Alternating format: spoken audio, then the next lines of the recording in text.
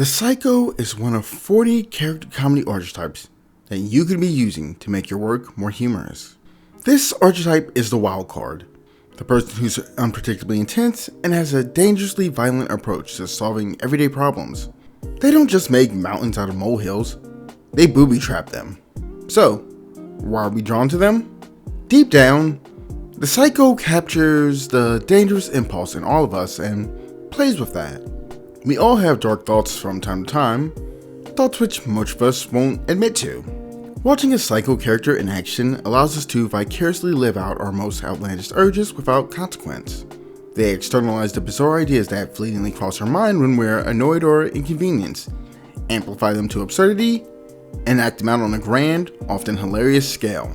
If you're itching to write a Psycho comedy character, I have some tips for you. And as you're listening, if any examples spring to mind, unleash them in the comments.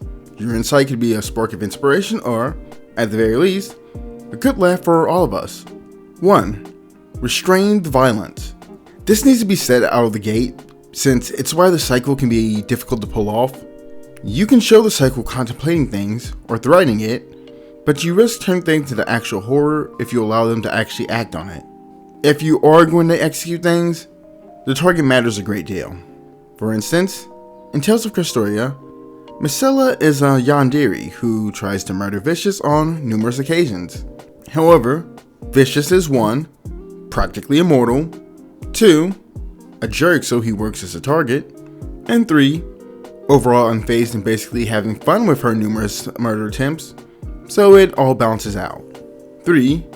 You want to amp up the absurdity of the Psycho's actions and thoughts to a ridiculous level, even if they are the type who act on it. This helps make clear that the character is not to be taken seriously.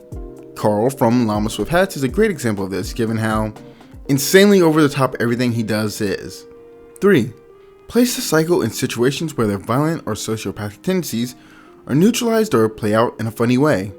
For example, Spike in Buffy the Vampire Slayer was this during the phase where he was still a villain, but a chip made it so he couldn't actually do anything.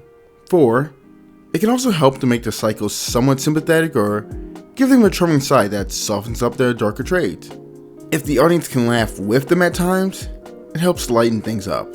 And 5, following off of the previous advice, you can also play with the contrast between the Psycho's violent or crazy side and a completely mundane or trivial aspect of life, such as shown in this example of Yor from Spy Family, who has just finished up killing all these people, and her concerns are getting groceries first before returning home.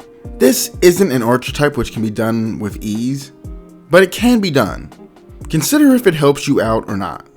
Also, I highly recommend consulting my guide on crude humor, as understanding how to pull off edgy jokes can be a difference maker.